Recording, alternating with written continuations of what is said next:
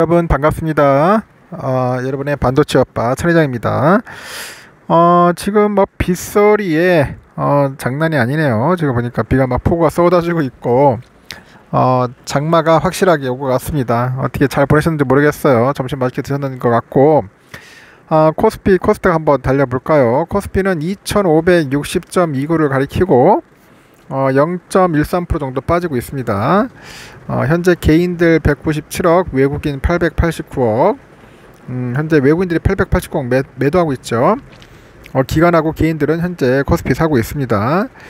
코스닥은 861.28, 0.66% 정도 빠지고 있습니다. 외국인들이 722억 매도하고 있네요. 기관은 4억 정도, 개인들이 한 901억 정도 사고 있고, 상위 종목 보니까 코스닥은 에코프로하고 셀트리너스키가 좀 오르고 있네요. JYP가 한 1.9% 정도 오르고 있고, 나머지는 거의 다 빠지고 있는 모습입니다. 코스닥도 마찬가지죠. 코스피도 현재 보니까 뭐 오르는 종목들도 오르는데 떨어지는 종목들이 좀 생각외로 많아요. 그냥 그렇게 썩 장이 좋지 않다는 겁니다. 삼성전자도 아침에 좀 오를 듯 하더니 좀 빠지는 것 같더라고. 그래도 그나마 좀 LG엔솔, 하이닉스, 뭐 삼바, 그리고 SDI가 좀 오르고 있네요. 일단은 좀 시간이 지나볼 것이다. 오후 되면은 좀 올라가지 않을까 한번 개인적으로 한번 예상을 해봅니다. 지금 잠시 한번 미국 소식도 한번 살펴보는 시간을 가져보도록 하겠습니다. 약간 좀 빗소리가 많이 들릴 거예요. 제가 좀 비를 맞으면서 영상을 좀 올리니까 빗소리가 좀 들려도 여러분 좀 양해 좀 부탁드리겠습니다. 뉴욕 증시가 반등 하루 만에 제롬 파월 연방준비제도 의사의 의장의 매파적인 금리 인상 발언에 주춤하면서 혼조세를 기록을 했는데, 파월 의장이 이제 하반기에 연속 금리 인상도 염두에 두고 있다는 그런 발언을 내놓다 보니까 추가 인상 범위가 25bp가 아닌 50bp로 확대할 것을 이제 부담스러워하는 것 같아요, 투자자들이. 그러다 보니까 시장에서 매수세를 잠시 멈춘 것으로 나타났다, 그런 이야기도 있습니다. 다우존스 지수는 전일보다 72.83포인트 정도 하락을 해가지고 33,852.66을 기록을 했고, S&P 500도 1.55포인트 내려서 4,376.86에 마감을 했습니다. 근데 나스닥이 이제 36.08포인트 정도 상승을 해가지고 지수는 13,591.75에 거래를 마친 거죠.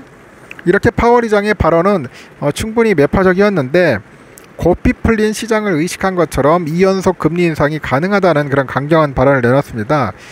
그는 포르투갈에서 열린 유럽중앙은행 ECB 연례 참석에 참석해서 이 통화에 대한 긴축 정책이 충분히 계약적이지 않다, 하반기 금리 인상을 한 번씩 걸을 수 있느냐는 질문에 그럴 수도 있고 아닐 수도 있다, 뭐 그런 이야기를 한 것 같습니다.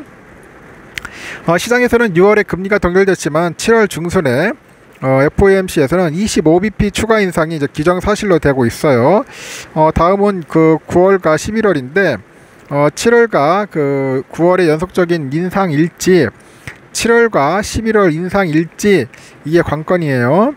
이에 대해서 파월 의장이 7월과 9월 연속적인 금리 인상이 가능할 수 있다는 얘기인데, 사실 시장에서 7월에 인상한 이후에 9월을 지난 그 6월처럼 건너뛸 경우 11월 인상은 연준이 포기할 것이라는 관측을 내놓습니다. 때문에 연속적인 인상 가능성은 연준이 6월 동결 결정에서 열어둔 그 하반기 50bp 인상 여지를 실제로 그 모두 사용하겠다는 그런 뜻으로 이제 읽히는 것 같아요. 파월은 연속 그 인상 가능성을 인정한 배경에 대해서 실제로 그것을 주도하는 것은 매우 강력한 노동시장 때문이라고 합니다. 실업률이 반세기 만에 최저치를 기록하고 있기 때문에 연준으로서는 물가를 잡는 데 주어진 긴축 카드를 쓰는 것에 주저하지 않겠다, 그런 의미죠. 연준이 6월에 금리를 동결한 까닭은 그것이 긴축의 종료가 아니라 지나치게 빨랐던 속도 때문이라는 겁니다.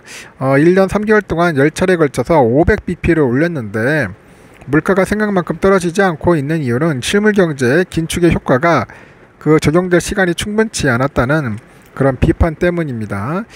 파월은 이에 더해서 너무 빠른 긴축의 속도가 금융권의 신용경색으로 이어진 점을 반성을 했고, 지난 실리콘밸리 은행과 뉴욕의 시그니처 은행 파산에서 이런 문제가 드러난 것으로 봅니다. 그래서 파월은 은행의 신용위기는 약간의 시차를 두고 조금씩 내려갈 수 있다고 하죠. 우리는 그것이 나타나는지 주의 깊게 지켜보고 있다고 덧붙였습니다. 그리고 복해 캐피탈에서 그래요. 시장이 에너지는 지수가 더 오르기를 원하는 것처럼 느껴지지만 오늘 4대 중앙은행장의 목소리는 더 오랫동안 더 높은 금리를 유지해야 한다는 메시지로 지수에는 상한선 역할을 했다고 이제 지적을 하는 것 같아요. 전일 월스트리트 저널이 인전 미국이 중국에 대한 새로운 반도체 수출 제한을 고려하고 있다고 보도한 후에 이날 반도체 관련 주식들이 하락을 했는데 특히 AI 대장주 엔비디아가 1.8% 정도 하락을 했어요. 반도체 관련 ETF죠. ETF도 0.77% 빠졌고요.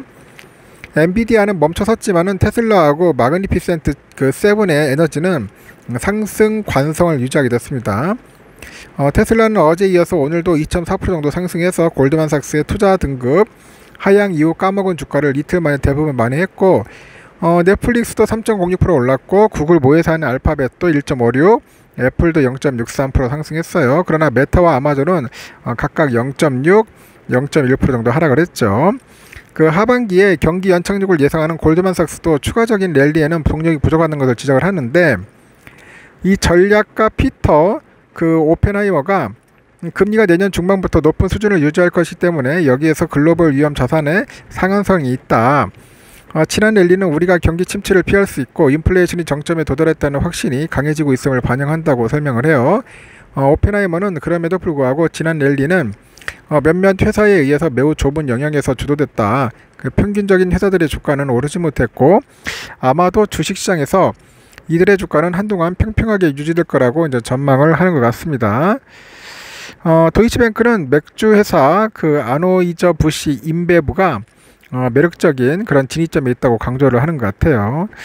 그래서 ABI 주가가 2분기에 15% 하락했는데 그에 비해서 S&P 500은 6% 이상 상승했다. 평균적인 상승에도 편승하지 못했다고 지적을 하는 것 같아요. 하여튼 그런 이야기들이 있는데 그렇게 중요한 건 아닌 것 같고 일단은 미국장은 그래도 잘 살아났어요. 여러분 잘 살아나가지고 나스닥은 찔끔 올랐죠. 근데 S&P가 조금 빠지고 필라델피아 반도체 지수가 0.9%나 빠진 겁니다. 하지만 우리 국장도 좀 오를 듯 하더니 하락세로 꼬꾸라져 가지고 다시 이제 낙폭을 줄일지는 좀 더 지켜봐야 할 것 같고요. 일단 삼성전자는 현재 한 100원 정도 왔다 갔다 하고 있어요. 지금 아침에는 73,400원까지 가더니 좀 비실비실 되고 여기에 외국인들이 많이 사요. 130만 주 정도. 제가 볼 때는 오후까지 한 250만 주까지는 충분하게 외인들의 매수 물량이 들어올 것 같습니다. 그리고 이제 우선주가 63,300원인데 아주 비실비실 되죠.